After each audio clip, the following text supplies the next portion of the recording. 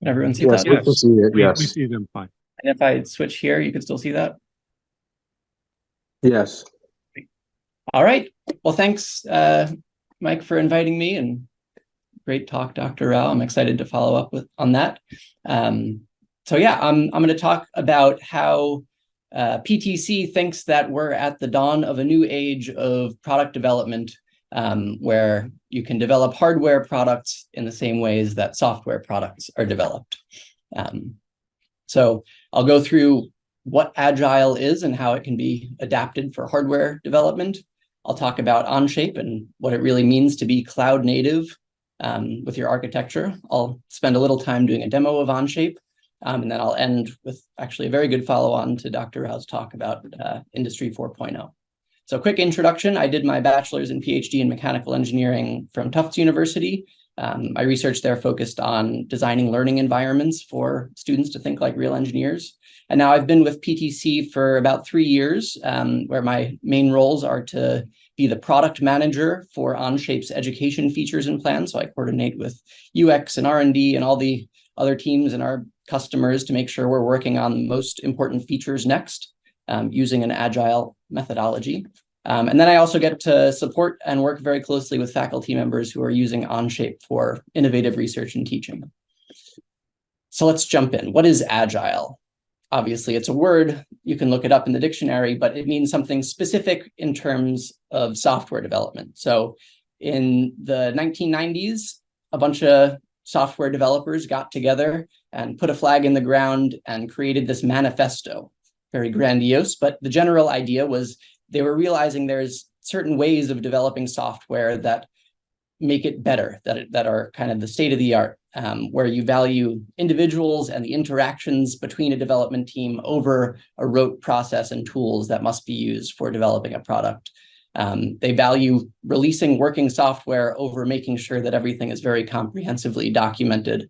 They wanted to collaborate and get feedback with customers regularly rather than spending a lot of time just negotiating contracts, and being very responsive to change rather than predetermining a long roadmap of a plan. So this is, again, the state of the art for software development. Every team uses it. And it's kind of a response to the traditional waterfall methodology, where it's a very phased approach where you clearly define all your dependencies up front. It's very methodical in the design process. And you can kind of have a better estimate at the time and cost from the beginning. So the Agile process is typically broken up into sprints, where for each sprint, typically between 1 and 5 weeks, you go through a full process, and at the end of the sprint, you release something.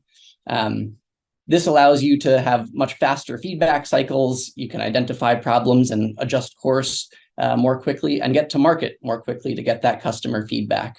One of the important things here is you can flexibly prioritize the most important needs for your customers every sprint. So Onshape is a product that's developed with the Agile methodology. We have a new version of Onshape every 3 weeks that's released. And if there's some important issue that a high value customer has, rather than waiting for the 2024 release of Onshape, they could have it in 3 weeks. So that's kind of the state of the art for software development.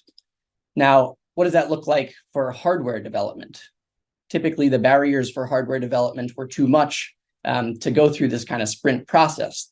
The costs of fabricating something were much greater. But advances in both design and manufacturing technologies, like 3D printing, CNC technologies, are allowing you to more quickly prototype and design collaboratively. So we believe that hardware is ready to be developed in the same way that software is developed. This is a slide from Dr. Steve Eppinger at MIT, who runs this product design and development course. And his student teams go through an agile process to develop a proof of concept hardware product, where they start in the first sprint with field research. And at the end, they have a demo and review and a retrospective. And then they go iteratively through all the cycles through to the alpha prototype. So what does the Agile product development process look like from a CAD-focused lens, I suppose? So with a traditional Agile methodology, you get regular input from customers and stakeholders. And then there's kind of a product owner who's sometimes referred to as the Scrum Master. And they'll rank the prioritized lists, and each sprint, they'll come up with a plan for what each member of the team is working on. The kind of key necessity here is that everyone is working from a single source of truth. There's always visibility into what other team members are working on throughout that sprint process. And then throughout that, Scrum Master is managing the tasks, having daily meetings with their team, and is making sure that everything is kind of following protocol. Workforces today are increasingly distributed, both geographically and who is working on the team. So having real-time collaboration is very important for remote work, and having customers give input to the design in real time. And then at the end of every sprint, when you actually produce something, you can always do that retrospective and make sure that the stakeholders are giving you feedback on the latest design, not a version that has already changed somewhere in the process. So one of the key enabling technologies here is the cloud native CAD architecture. So just to take a look back, this is what it looked like. This was the state of the art at NASA before CAD. We were able to do some pretty impressive things before CAD, but these drafting rooms were the ways that hardware products were defined and designed and then turned into manufacturing designs. But for the last long while, CAD has been the state of the art. So specifically with hardware design, I talk about parametric mechanical CAD, or MCAD, because of course, CAD can be used in many different fields. But just a quick look at the history. So it was founded at MIT in the 60s. And this was, just the first real digital representation of 3D products. And it ran on a mainframe computer. So not at all accessible, very, very expensive, and not really commercially viable. The first parametric mechanical CAD came about in the 80s, and that was with Pro Engineer. That's actually become PTC Creo, which is another product within PTC. But when it was first released in the 80s, it ran on a Unix workstation. So it was commercially viable at this point, but still very expensive. Unix workstations were very large. So it was a bit prohibitive unless you had a certain threshold of accessibility. In the 90s, mechanical CAD was disrupted again by SolidWorks, and that was designed to run on a personal computer. So now anyone can run mechanical CAD, and this is kind of the state of the art still. Obviously, it's come a very long way in the last 20 years, but this is still kind of the state of the art for mechanical CAD, which is why I'm making the argument we're ready for the next disruption. So the whole CAD industry recognizes this, and this is what I like to call the traditional cloud CAD architecture. So typically the way this works is you still need to download, install a client on your computer, and that computer needs to have minimum specifications of GPUs and processing power. But they've put the file management in the cloud. So there's a cloud database that each of your locally installed apps does the file exchange with. So it's moving in the right direction, but it still has a number of the issues of traditional CAD, which is why John Hirschtick, who founded SolidWorks, left Dassault to found Onshape, because he realized you couldn't take a diesel truck, put an electric scooter in the trunk and call it an electric truck. You needed to build it from the ground up to be cloud native. So that's the fundamental difference between Onshape and other cloud CAD systems. So everything with Onshape is in the cloud. The app is entirely browser-based or a phone client downloaded on a mobile device. And some of the key architectural differences is that only changes are sent to the server. So it's architected to be very scalable. And this is what allows you to have real-time collaboration and a single source of truth. So it's like the Google Docs of CAD. It's accessible from any internet-connected device, works on a Chromebook as well as it does on a $10,000 workstation, and you have that real-time collaboration. So I just want to quickly highlight three main features of Onshape that really set it apart. The first is feature script. So Onshape wrote a brand new programming language for parametric features, and they open sourced it. So anyone can write their own first-class parametric feature for Onshape, unlike macros, which are quite limited in how you can use them for design tasks. Custom features in Onshape are first-class citizens. So you could see this GIF. I go from just this extruded block to a laser cuttable design in just 3 parametric features. So as I change the number of tabs there, computationally, this is all designed. And then there's even a feature to lay it out optimally for laser cutting. So that's feature script. The next fundamental difference is Onshape's REST API. So API is an application programming interface. A REST API is a web standard for application programming interfaces. Other CAD systems have APIs, but you need to be running your code on the same machine that has the CAD installed. So a REST API makes it much more extensible for all users. So it's the standard protocol, and it allows any computational workflow to access your Onshape data in real time. So if you're participating in the workshop later, that's how we're going to get the model from Onshape into Simscape Multibody using REST API. We don't have to do any file management ourselves. And finally, enterprise analytics. Because we have this real-time collaboration, we've been able to provide insight for folks with the right permissions in enterprise versions of Onshape to see exactly who's working on the documents at which times and from where. So it's really changing the way that researchers are able to see how product design happens in real time. So this is a really revolutionary data collection feature for researchers. Okay, I could talk about how Onshape is different, but better to show. So I'm going to quickly take you through a model and some demos about the model used to make this 3D printed bike frame.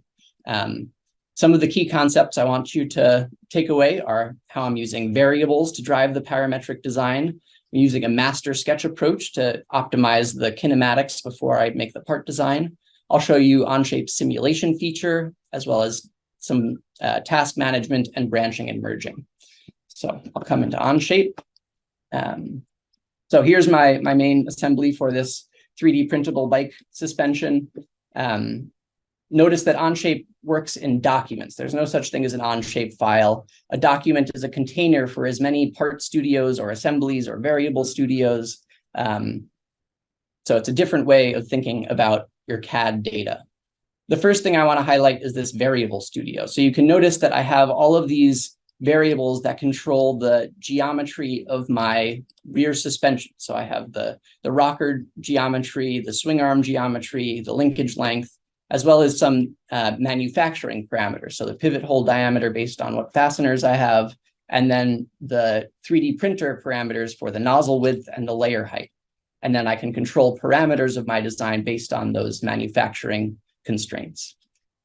So here in this first part studio, I have a layout sketch, and this is actually an under-constrained sketch. And I did this on purpose so I can tinker with the kinematics here before I actually make the 3D part. So I didn't want to specify where this was because it is a kinematic linkage. I just specified the geometries besides that shock arm. And all of those geometries are defined again with those variables, so I can reference them in other places. So then I created the frame and all of these other geometries using those variables. But where Onshape really shines is with collaboration. So I've shared this document with another account I have with Dr. Mueller. So if I come over here into another window, I can open this document. And as soon as I do so, notice I see another user has come into the document. Now, as Dr. Mueller here, I can double click on my face. So in this window now, I'm in follow mode. I'm on the same computer here, but this works if I shared a document with you in California and I'm in New York. Follow mode works. You could do real-time collaboration and design reviews from anywhere in the world. But let's say I want to actually change something. So I can assign a task right in Onshape and say, Dr. Mueller, please add fillets to the frame. And I can assign that task to Dr. Mueller. Now, one of the key principles of Agile is that you don't want to mess with kind of the main branch until everything has been approved. That's the way that GitHub works. That's the way that software is developed. So I can reply saying on it. And what I could do here is come in, make a version. And from that version, I can branch to create a new workspace. And I'll call this frame edits. So now here in this new workspace that I created, in this new branch, I can make the necessary changes to the frame. Quick reload. There we go. So I can come in, and I don't actually know which frame features need a fillet added. So I can come in and I can actually add a new comment, tag an entity, and say, oops, fillet this edge. And if I come, I flubbed the demo a little bit, but here I can see that's the edge. I can specify where I should be editing. So I can come back, frame edits. I will add a quick fillet here. That looks good enough. And so notice back in my main branch here, I don't see any changes. Nothing's happened. But if I'm happy with what's happened, I can right-click here and merge those changes from that branch into my main branch, and then those changes appear. So you could have multiple parallel workflows going on at the same time. And that's kind of the spirit of Agile product development happening with hardware design. So one last quick thing I want to highlight, I'm going to come back into the main workspace so we can collaborate in real time, is Onshape's simulation capabilities. So this is a fairly newly released feature, but Onshape allows you to add forces in your assembly which show basic structural simulation. Let's make the deformation scale a little more reasonable. And here you could see the stress concentrations. We can also look at the safety factor. And the neat thing about Onshape simulation is if I'm in another part studio here and I modify some parameter here, so maybe I'll change the linkage thickness. As soon as I update that geometry, notice it updated for all users in that workspace, and the simulation immediately starts to resolve. So you can very quickly get feedback as you're designing, and all of this is enabled by the cloud-native architecture of Onshape. So very quick demo. But hopefully folks will join the workshop later to get their hands on it as well. So to close out, I just want to talk a little bit about what Dr. Rao ended with, and Industry 4.0, because Onshape is just one technology within PTC's broader suite of technologies. So as was mentioned, this is kind of the new frontier for how all products are made. Product development is becoming more collaborative. Onshape is key to that. As Dr. Rao mentioned, IoT is enabling us to collect lots of data, and augmented reality is allowing us to use and visualize that data in new ways, especially for frontline workers. Teams are much more distributed. Products are smart and connected, as well as processes can be monitored and data can be collected. Cloud computing is allowing much more flexible use of very computationally expensive processes. Big data, artificial intelligence, cybersecurity are all big things. And the US and Europe have established a new kind of standard that's referred to as Industry 4.0 or smart manufacturing. They're kind of used a bit interchangeably. But what is Industry 4.0? What are the first three? So let's take a look back again. The first kind of industrial revolution came with the agrarian era. Here, the kind of real value was in the products that allowed people to be more productive in the way they were farming or producing goods for their civilizations. And the process was very artisan-based, a single person's kind of experience passed down through kind of apprenticeships. The second industrial revolution, kind of what we learned in school as the Industrial Revolution in the 1800s, was all about the process, as well as the engine. But here, this is where the assembly line became kind of the key enabler for a huge boost in productivity. So it was about the machines that actually are able to make the products and the processes that the people use to develop these products. So that was the second industrial revolution, as we'll refer to it. The third industrial revolution is with the information era. So that happened with the invention of computers in the 1960s.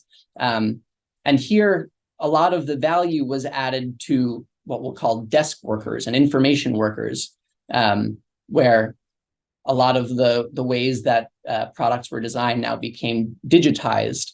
And there was a huge boost in productivity from that. But one of the missing links with the information era was for the frontline workers. There was not a huge boost for how they were able to actually build the products in the front. And that's where we are with Industry 4.0.